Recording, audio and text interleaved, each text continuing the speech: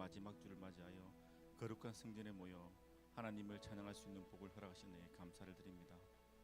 오늘 이 시간 드린 예배를 통해 우리의 삶 자체가 예배가 되는 올바른 성도의 삶으로 이끌어 주시옵고, 삶의 어려운 문제 앞에서도 오직 한 십자가를 바라보며 주님의 능력 안에서 모든 일에 승리할 수 있도록 축복하여 주시옵소서. 온전한 예배가 되기 바라옵고 우주 예수 그리스도 이름으로 기도드립니다. 아멘. 찬양하며 나가도록 하겠습니다.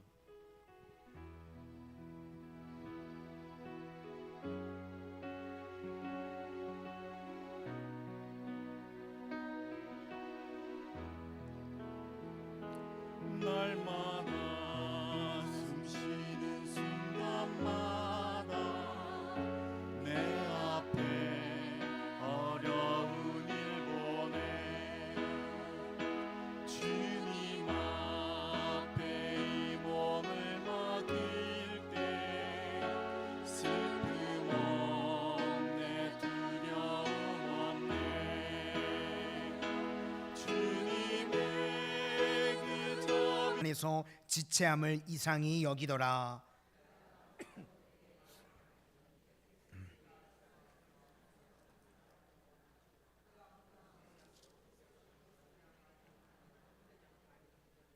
그 직무의 날이 다 되매 집으로 돌아가니라.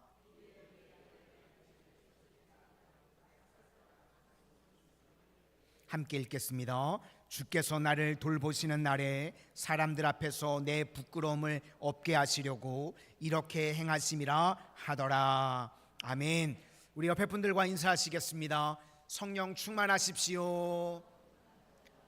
강하고 담대하십시오. 오늘은 다시 일어설 수 있습니다. 다시 일어설 수 있습니다 라는 제목으로 하나님의 말씀 증거하도록 하겠습니다. 보통 우리가 인생살이를 하는데 세 가지 필수품이 있다고 이야기를 합니다. 첫째는 시계, 두 번째는 나침반, 세 번째는 거울이라는 것입니다. 시계라는 것은 무엇인가 하면 산업화의 근간이 되는 것입니다. 공장을 운영하려고 그러면 사람들이 다 제 시간에 모여야 됩니다. 그래서 시간을 지킨다는 건요, 기본입니다. 시간을 안 지킨다 그러면 기본이 안 되어 있는 겁니다. 그래서 시계는 근대화의 핵심입니다. 정확한 시간에 다 모여서 뛰어야 된다. 여기서 나타나는 것은요, 열심입니다. 근면하고 열심히 뛰는 것입니다. 우리나라도요, 근면하고 열심히 뛰었습니다. 그래서 산업화도 이루고 이제 선진국 반열에 올라서게 되었습니다. 그런데 그 다음 단계가 문제라는 것입니다. 열심히 뛰어서 돈만 벌면 되는 줄 알았는데 그게 아니라는 것입니다. 아버님 세대들이요, 정말 열심히 뛰었습니다. 회사에서 죽도록 일을 했는데 나중에 그냥 퇴직시키고요, 배신감 느끼고 후회하게 되고, 이게 아니라는 걸 나중에 알게 되었습니다. 그래서 열심보다 더 중요한 것이 방향이라는 것입니다. 그래서 두 번째는 나침반입니다.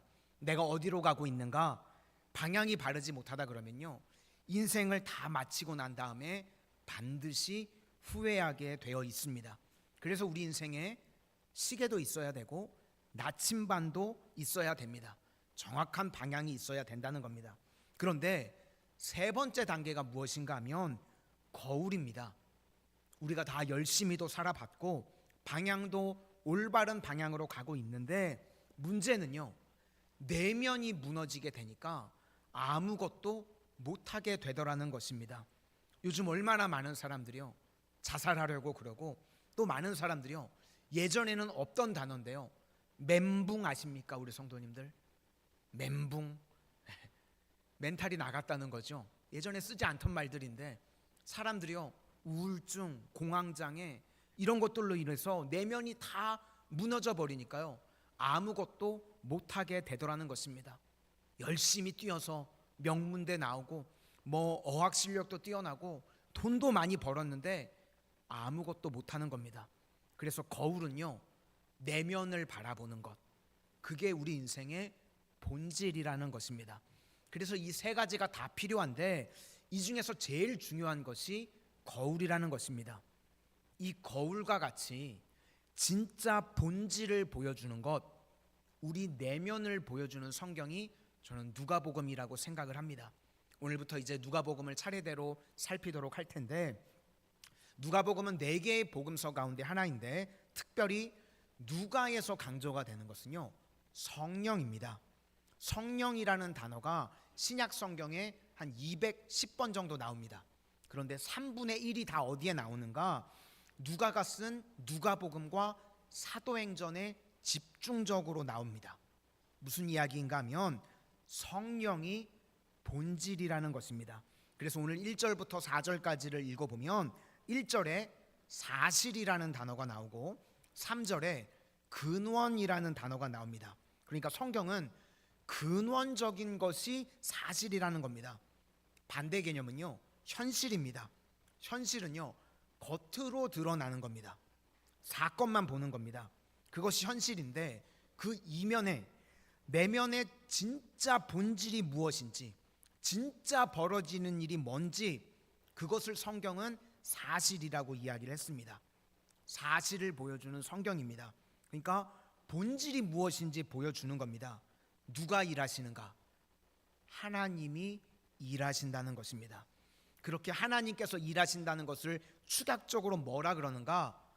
은혜가 일한다, 또는 은총의식, 이렇게 이야기를 합니다. 반대로 겉으로 보이는 사람이 일한다고 생각하는 것을요, 뭐라 그러는가? 은총의식의 반대가 공로의식입니다. 그래서 이 두 가지가요, 우리 인생 가운데 계속해서 싸우는 겁니다. 그래서 누가복음 전체를 통해서 하나님의 일하심, 특별히 은총의식을 발견하는 우리 성도님들이 다 되시기를 소망합니다. 우리 먼저 1절부터 4절까지 한번 보시도록 하겠습니다. 1절부터 4절입니다. 시작. 우리 중에 이루어진 사실에 대하여 처음부터 목격자와 말씀의 일꾼된 자들이 전하여 준 그대로 내력을 저수려고 붓을 든 사람이 많은지라. 이 모든 일을 근원부터 자세히 미루어 살핀 나도 데오빌로 각하에게 차례대로 써 보내는 것이 좋은 줄 알았노니 이는 각하가 알고 있는 바를 더 확실하게 하려 함이로라. 우리가 영성이라고 하는 것은 눈에 보이는 것을 말하는 것을 영성이라고 하지 않습니다. 영성은 본질을 말하는 것인데 내면이 본질이고 내면에서 성령께서 일하시는 것이 본질이라는 것입니다. 그래서 믿음장이라고 이야기하는 히브리서 11장 3절 말씀을 보니까 보이는 것은 나타난 것으로 말미암아 된 것이 아니니라, 이런 말씀이 나옵니다. 우리가 눈에 보입니다. 그런데 눈에 보이는 것이 다가 아니라는 것입니다. 그렇게 나타난 것이 다가 아니고 그 배후에 진짜가 있다는 겁니다. 그것을 볼 줄 아는 것, 그걸 믿음의 눈이라고 그럽니다. 그리고 그것을 살피는 것이요, 누가복음입니다. 우리가 빙산의 일각, 이런 말들을 많이 쓰죠. 눈에 보이는 그 빙산의 일각 1% 정도밖에 되지 않는다고 합니다. 99%가요 바닷물 밑에 들어가 있습니다. 그러니까 숨겨져 있는 것을 보게 만드시는 것이 성령이고, 그리고 숨겨져 있는 것이 하나님께서 일하시는 것이고, 그걸 보는 게 은총의식이라는 것입니다. 우리가 내가 공로로 뛴다, 그거 아무것도 아니라는 겁니다. 그러므로 우리 성도님들은요, 이 성령님께서 일하시는 은총의 역사를 날마다 체험하시기를 소망합니다. 오늘 이제 본문의 상황을 보시면 말라버린 상황입니다. 사가랴와 엘리사벳이 나오는데 특별히 7절을 보시면 세 가지 절망에 대해서 이야기가 나옵니다. 과거의 절망, 현재의 절망, 미래의 절망. 과거는 잉태하지 못했다고 하는 과거, 현재는 자식이 없다는 현재, 그리고 두 사람이 이제 나이가 너무 많다고 하는 미래. 그러니까 절망인데 과거에도 절망이었고 지금도 절망이고 미래인데 미래에도 소망이 있는 게 아니라는 겁니다. 나이가 너무 많아서 아이를 낳을 가능성이 전혀 없다는 겁니다. 무슨 이야기인가? 메마른 상황이라는 겁니다. 말라버린 현실, 불가능한 현실, 우리도 그럴 수 있습니다. 그런데 그 불가능한 현실 가운데 하나님의 은혜가 임했습니다. 그랬더니 불가능한 상황 가운데서 생명의 씨가 태어나더라. 그것을 오늘 우리에게 말해주고 있다는 것입니다. 우리 성도님들 삶 가운데 말라버린 상황이 있습니까? 절망적인 상황이 있습니까? 그러면 우리는요, 끝났다고 생각을 합니다. 과거도 절망이고 현재도 절망이고 미래도 절망이다. 그러면 끝입니다. 그런데 하나님이 임하니까 그때부터 소망이 생기기 시작하더라는 것입니다. 이것이 오늘 하나님께서요, 우리에게 주시는 메시지입니다. 우리 5절부터 7절까지 다 같이 보시도록 하겠습니다. 5절부터 7절입니다. 시작. 유대왕 헤롯 때에 아비야 반열에 제사장 한 사람이 있었으니 이름은 사가랴요, 그의 아내는 아론의 자손이니 이름은 엘리사벳이라. 이 두 사람이 하나님 앞에 의인이니 주의 모든 계명과 규례대로 흠이 없이 행하더라. 엘리사벳이 잉태를 못함으로 그들에게 자식이 없고 두 사람의 나이가 많더라. 이렇게 잉태를 못했다는 것은 과거의 절망, 자식이 없다, 이건 현재의 절망, 두 사람이 나이가 많더라, 미래의 절망이라는 겁니다. 그러니까 상황 자체가요, 메마른 상황이라는 것입니다. 사도행전에도 보시면 예수님께서 십자가에 달리시고 난 다음에요, 제자들이 다 흩어졌습니다. 다 도망쳤습니다. 이제는 정말 불가능한 상황입니다. 아무것도 안 될 상황이었습니다. 그런데 성령님께서 임재하시니까요, 그 불안정한 상황 속에서 하나님의 교회가 잉태되더라는 것입니다. 오늘 똑같은 맥락입니다. 사가랴, 엘리사벳, 아이를 낳는 것이 불가능합니다. 그런데 하나님께서 임재하셨더니 아이를 갖게 되더라는 것입니다. 그러면 우리 상황도 마찬가지입니다. 우리 상황이요, 메마른 상황, 불가능한 상황이라고 할지라도 하나님의 성령님께서 임재하시면 이것이 은총의식입니다. 은혜가 임하면 생명의 씨앗이 다시금 생겨나게 된다는 것입니다. 오늘 우리에게 주시는 메시지입니다. 우리 성도님들 삶에 어떤 불가능이 있습니까? 어떤 절망이 있습니까? 어떤 메마름이 있습니까? 나는 과거에도 절망이었고 현재도 절망이고 미래에도 소망이 없다고 생각을 합니다. 그런데 하나님의 은혜가 임하게 되면 초대교회가 탄생을 하고요, 하나님의 은혜가 임하게 되면 늙은 사가랴 엘리사벳 가정에 세례 요한이 태어나고 우리 삶의 절망 가운데도 하나님께서 새로운 희망을 꽃피워 주실 줄로 믿습니다. 이것이 바로 은총의식입니다. 지금 이거는요, 일종의 공간입니다. 공간이니까 교회, 사람의 몸, 이건 우리 눈에 보이는 것입니다. 그런데 또 하나 하나님의 임재가 있는 곳이 어딘가? 공간과 시간입니다. 그래서 그 다음에 뭐라고 이야기하는가 하면 마침이라는 이야기가 나옵니다. 우리는 마침 그러면 그냥 우연이라고 생각을 하는데, 근데 그게 아니라 하나님의 때라는 것입니다. 또 하나 제비 뽑았다는 이야기가 나오는데, 제비를 뽑는 건 복불복입니다. 우연이 된 것처럼 보이는데 아니라는 겁니다. 하나님의 때에 하나님께서 일하신다는 것을 보여주고 있습니다. 헬라어에서요, 일반적인 시간을 이야기할 때는 크로노스라는 단어를 씁니다. 그런데 하나님께서 임재하셔서 의미 있는 시간, 가치 있는 시간, 하나님의 시간을 만드실 때는요, 카이로스라는 단어를 씁니다. 지금 여기서 마침이라고 그럴 때 이 시간은요, 크로노스가 아니라는 겁니다. 이건 카이로스입니다. 하나님께서 손대신 시간이라는 겁니다. 제비를 뽑는 것도요, 우연이 아니라는 겁니다. 하나님의 타이밍에 하나님이 손대셔서 일하게 만드신다는 것입니다. 우리 인생도 마찬가지입니다. 그냥 내가 대충 살면요, 그냥 흘러가는 시간 크로노스입니다. 그런데 우리가 주의 사명 감당하면서 영혼을 살리고 교회를 살리는 일에 쓰임을 받았다 그러면요, 그 시간은 크로노스가 아닙니다. 의미 있는 시간이고 하나님이 손대신 시간이고 카이로스의 시간이라는 것입니다. 하나님께서는요, 우리 삶에 절망적인 공간도 구원해 주시고 절망적인 시간도 하나님이 손대시면 구원받게 되는 줄로 믿습니다. 그래서 은총은요, 절망적인 공간에도 임하고 절망적인 시간에도 임하게 된다는 것입니다. 그래서 뭐 절망적인 시간이라고 그러면 나는 이제 너무 늙었어, 나는 끝났어, 누가 그럽니까? 하나님이 그럴 때 손대시면 크로노스가 아니라 카이로스가 되는 줄로 믿습니다. 공간도 마찬가지입니다. 나는 가능성이 없어, 두 사람은 너무 늙었어, 어떻게 아이를 낳아, 또 야, 우리 같은 오합지졸이 무슨 교회를 만들어. 그런데 하나님이 손대시니까 초대 교회가 탄생하고요, 하나님이 손대시니까 새로운 생명이 자라나게 되더라는 것입니다.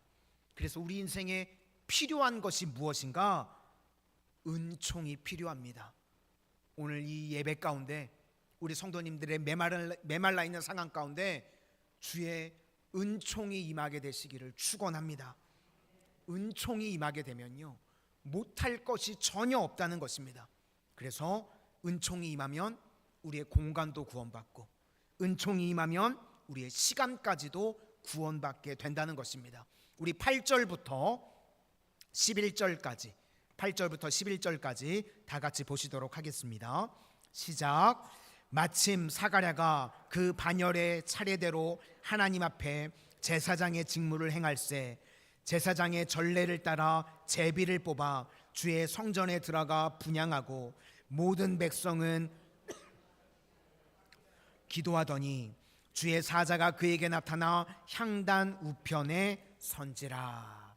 이렇게 마침 또 제비를 뽑아, 이게 카이로스라는 겁니다. 하나님께서 손대신 시간이라는 겁니다. 16세기에 종교개혁을 했습니다. 이 종교개혁의 업적 중에 가장 큰 업적은요, 은혜의 재발견입니다. 카톨릭에서는요, 모든 말씀을 다 공로로 바꿔버렸습니다. 대표적인 게 면죄부 사면 구원받는다. 그러니까 맨날 우리가 뭘 해야 된다고 가르쳤습니다. 그러니까 결국은 다 인간적인 일인 겁니다. 그런데 성경을 보니까요, 아닙니다. 하나님이 일하시는 겁니다. 그래서 은총의식의 반대가요, 공로의식입니다. 말씀을 다 공로로 바꿔버리니까요, 그러니까 엉터리가 되는 것입니다. 우리는요, 하나님이 일하시는 겁니다. 우리의 구원 사건 인간이 하는 건 아니고요, 하나님이 일하시는 겁니다. 그래서 은혜의 재발견, 이게 종교개혁에서요 가장 큰 은총이었습니다. 그러면 뒤집어 이야기하면 은혜는 하나님이 일하시는 겁니다. 그게 본질입니다. 누가복음 전체에 흐르는 내용인데, 이 받은 바 은혜를 쏟아버리는 방법이 무엇인가? 우리가 은혜를 망각하는 겁니다. 은혜를 잊어버리는 것. 이게 하나님이 일하시는 것이고 하나님께서 은혜로 주신 것인데, 이걸 다 잊어버리면요, 그때부터 우리 몸이 마비가 되고요, 그때부터 절망에 빠지게 된다는 겁니다. 그래서 은혜를 저버리는 거는요, 이건 너무나도 무서운 일입니다. 마태복음 20장을 보시면 품꾼 이야기가 나옵니다. 9시에 품꾼을 부르고 12시에 부르고 3시에 부르고 5시에 품꾼들을 불렀습니다. 보통 하루 일당이 당시에 한 데나리온입니다. 그런데 지금 부른 사람들은요, 고정적으로 일하는 사람들이 아니었죠. 그러니까 실업자들입니다. 그러면 얼마든지요, 한 데나리온이 아니라 그거에 반만 해당되는 비용을 줘도 충분히 일을 시킬 수 있는 사람들이었습니다. 그런데 한 데나리온을 다 준다고 그러니까 9시에 온 사람도 12시에 온 사람도요, 다 감격하는 겁니다. 일이 없었는데 감사한 거죠. 나 같은 실업자를 사용해 주다니, 그것도 돈도 깎아서 주는 게 아니라 하루 일당을 다 채워서 준다고 하니까요, 얼마나 감사합니까? 은혜 의식이 충만합니다. 우리도 그렇게요, 은혜로 살아갑니다. 그런데 문제는 언제 생기게 되는가? 1시간밖에 일하지 않은 사람에게요, 한 데나리온을 줍니다. 그러면요, 그때부터 은혜가 다 사라지고요, 내 마음에 뭐가 생기냐면 공로의식이 생기게 됩니다. 저 사람 1시간밖에 일 안 했는데 한 데나리온을 받았으니까 그럼 나는 은혜가 생각나는 게 아니라요, 내가 한 게 생각이 납니다. 나는 9시부터 와서 9시간을 일했는데 나 얼마나 받을까? 저 사람 한 데나리온 받았으니까 나는 더 받아야 되는데, 근데 한 데나리온만 주니까요, 은혜는 온데간데 없고요, 원망, 불평, 은혜를 다 쏟게 되는 겁니다. 은혜를 망각해 버리니까요, 결국 이런 사람은요, 주인의 호의를 대적하는 사람이 되는 것입니다. 이 땅을 살아가면서 그렇습니다. 하나님의 은혜로 우리가 다 시작을 했다가요, 남과 비교하기 시작하면 은혜를 다 망각하고 다 잃어버리는 인생이 된다는 겁니다. 그게 왜 그런가? 내 공로가 보이니까 그렇다는 겁니다. 우리가 신앙생활을 시작할 때요, 나 같은 죄인 살리신 주 은혜 놀라워, 우리가 다 그 하나님의 은혜에 감격하지 않았습니까? 죄로 인해 죽을 수밖에 없는 나였는데 말할 수 없는 은혜와 사랑으로 하나님의 자녀가 되었습니다. 그런데 조금 시간이 지나다 보니까요, 내 공로가 남습니다. 내가 이 교회에서 이것도 하고 저것도 하고 내가 저 사람보다 더 많은 일을 했는데, 그래서 공로가 남으면 그때부터는요, 은혜가 다 쏟아지고 결국 망하는 인생이 된다는 것입니다. 그래서 절대로 우리 성도님들 하나님의 은혜를 잊지 마시기를 바랍니다. 내 공로의식이라고 하는 거요, 마귀가 던져주는 장난입니다. 내가 뭘 했는데, 그러면요 결국 내 신앙이요 무너져 내리는 겁니다.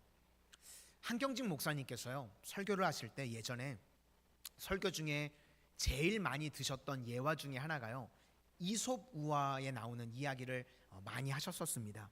개구리가 있는데요, 똑똑한 총각 개구리. 이 개구리가 하루는 이런 마음을 품었습니다. 하늘을 날고 싶다. 그래서 이 개구리가요, 이제 머리를 쓴 거예요. 어떻게 하면 내가 하늘을 날 수 있을까? 그래서 긴 나뭇가지 하나를 가지고 가서 새알을 찾아갑니다. 새야, 너가 나뭇가지 이쪽 끝을 물고 내가 반대쪽 끝을 물고 너가 날면 내가 하늘을 날 수 있을 것 같다. 정말 좋은 아이디어죠. 그래서 새랑 개구리랑 한쪽씩 나뭇가지 끝을 물고 새가 날았습니다. 그러니까 인류 역사는 아니죠, 개구리 역사상 처음으로 개구리가 이제 하늘을 날게 된 겁니다. 그랬더니요, 밑에 있던 처녀 개구리들이 오빠 막 난리 치는 거죠. 나는 개구리를 본 적이 없는데 멋진 개구리가 한 마리가 하늘을 날고 있는 겁니다. 그런데 문제가 있죠. 땅바닥에 붙어있는 총각 개구리들이 시기심이 생기는 겁니다. 저놈의 아이디어 아닐 거야. 저거 새의 아이디어야, 새 아이디어. 저 개구리 아이디어 아닐 거야. 그랬더니 그 말을 듣고 있던 하늘을 날던 개구리가 내 아이디어야! 말을 하면 안 되는데 나뭇가지를 놓고 말을 하는 바람에 떨어져 배가 터져서 죽었습니다. 그래서 한경진 목사님 표현에 의하면 그놈의 아가리가 문제라는 겁니다. 저희 때는 이 아가리라는 표현이 욕이었거든요. 근데 한경진 목사님 때는 이게 그냥 쓰시는 표현이셨나 봐요. 그래서 맨날 설교하실 때 들어보면 아가리가 문제라고 그렇게 설교를 하셨습니다. 우리가요, 내 공로의식이 교회에서 드러나는 순간 우리의 신앙이요 사실은 다 죽는 겁니다. 우리가 하나님의 은혜를 받았습니다. 얼마나 놀라운 은혜와 축복을 우리 성도님들 다 받으셨습니까? 그런데요, 그놈의 입이 문제라는 겁니다.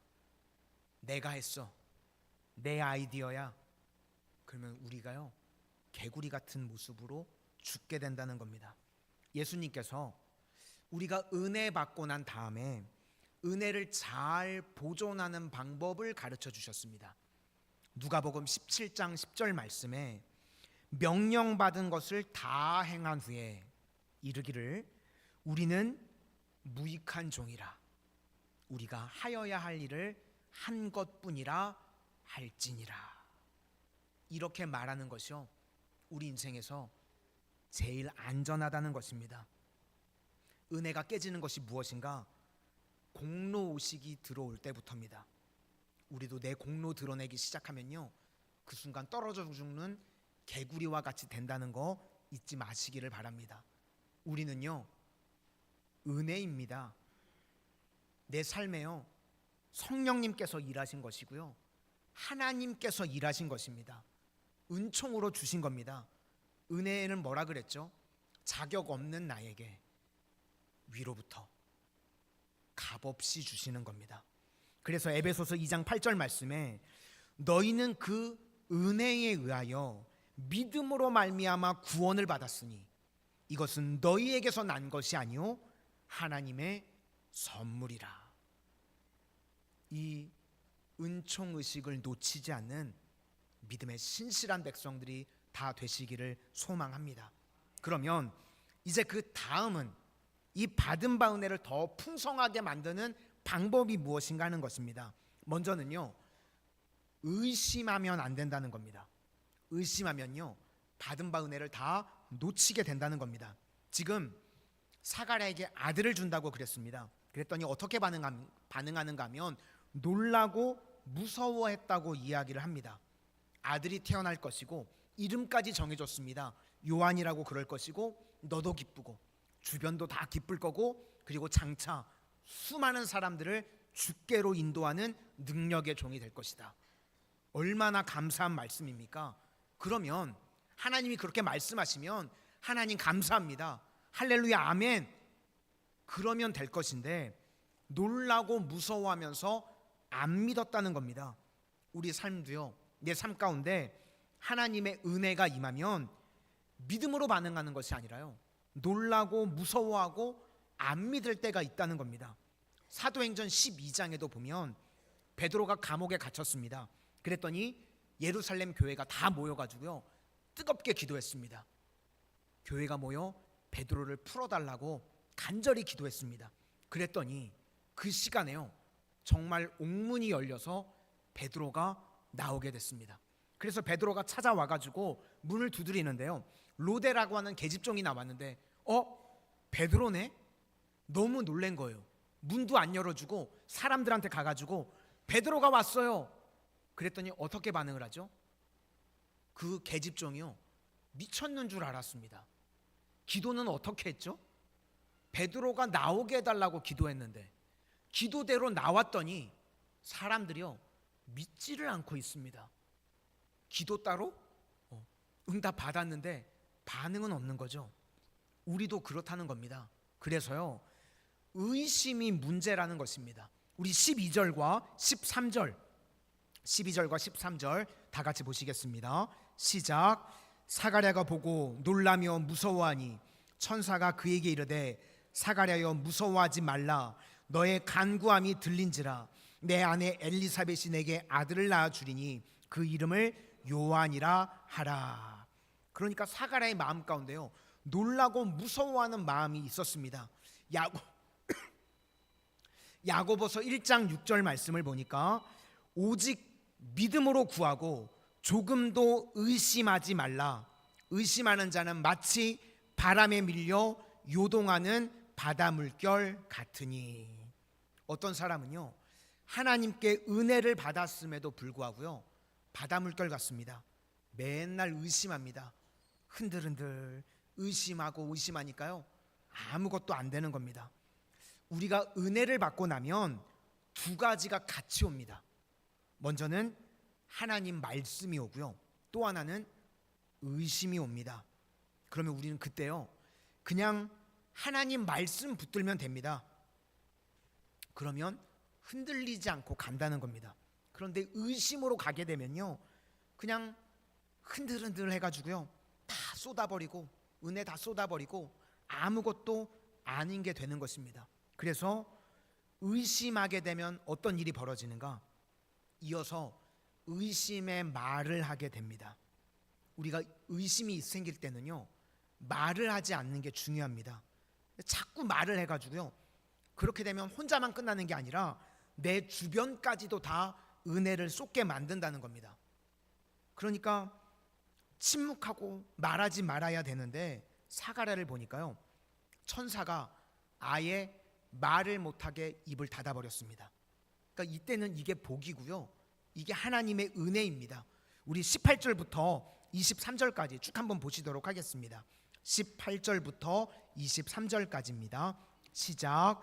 사가랴가 천사에게 이르되 내가 이것을 어떻게 알리오? 내가 늙고 아내도 나이가 많으니이다. 천사가 대답하여 이르되 나는 하나님 앞에 서 있는 가브리엘이라. 이 좋은 소식을 전하여 내게 말하라고 보내심을 받았노라. 보라, 이 일이 되는 날까지 내가 말 못하는 자가 되어 능히 말을 못하리니 이는 내가 내 말을 믿지 아니하거니와 때가 이르면 내 말이 이루어지리라 하더라. 백성들이 사가랴를 기다리며 그가 성전 안에서 지체함을 이상히 여기더라.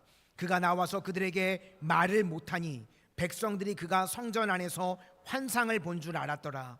그가 몸짓으로 뜻을 표시하며 그냥 말 못하는 대로 있더니 그 직무의 날이 다 되매 집으로 돌아가니라. 이렇게 의심하고 자꾸 헛소리 하려고 그러니까요, 그냥 입을 막아버리셨습니다. 그래서 우리가요, 은혜를 풍성히 유지하고 은혜를 계속해서 확장시키려고 그러면 의심 붙들면 안 되고 우린 말씀 붙들어야 되고, 또 하나 불신의 말을 하면 안 된다는 것입니다. 우리 성도님들 삶에요, 의심을 버릴 뿐만 아니라 불신의 말도 버릴 수 있는 모습이 있기를 소망합니다. 그래서 하나님께서 은혜도 주시고 기족도 주시고, 그 다음에 병행해서 나오는 것이 무엇인가? 입 다물고 있으라는 겁니다. 말하지 말라는 겁니다. 그래서 홍해를 가르칠 때도 보면요, 출애굽기 14장 13절 말씀에 너희는 두려워하지 말고 가만히 서서 여호와께서 오늘 너희를 위하여 행하시는 구원을 보라. 떠들지 말고 입 다물고 하나님이 일하시는 거 그냥 보라는 겁니다. 그때 만약에 불신의 말 막 떠들면요, 아무것도 안 된다는 겁니다.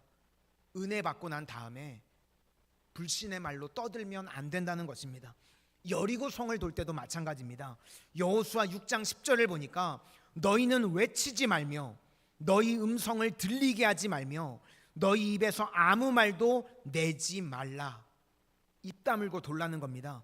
그러지 않으면 기적이 나타날 수도 없고 은혜의 능력이 나타날 수도 없다는 겁니다. 침묵하는 겁니다. 그러지 않으면 아무것도 안 된다는 것입니다.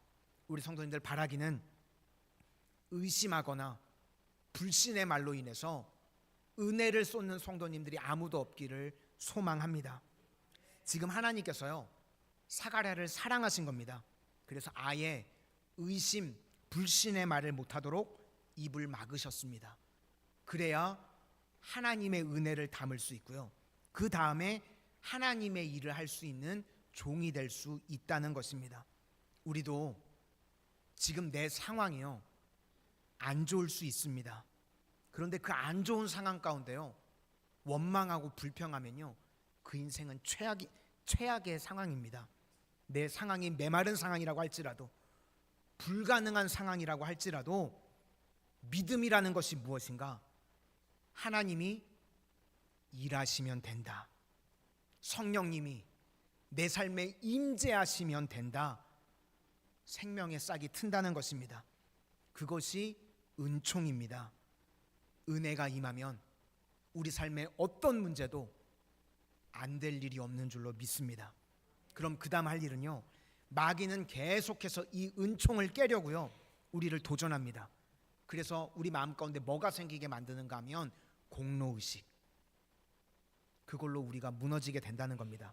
그리고 의심 품게 만들어서 요동하는 물결같이 만들고, 그리고 쓸데없이 불신의 말들 하게 만들어서요, 자기도 망하고 듣는 사람도 다 망하게 만든다는 것입니다.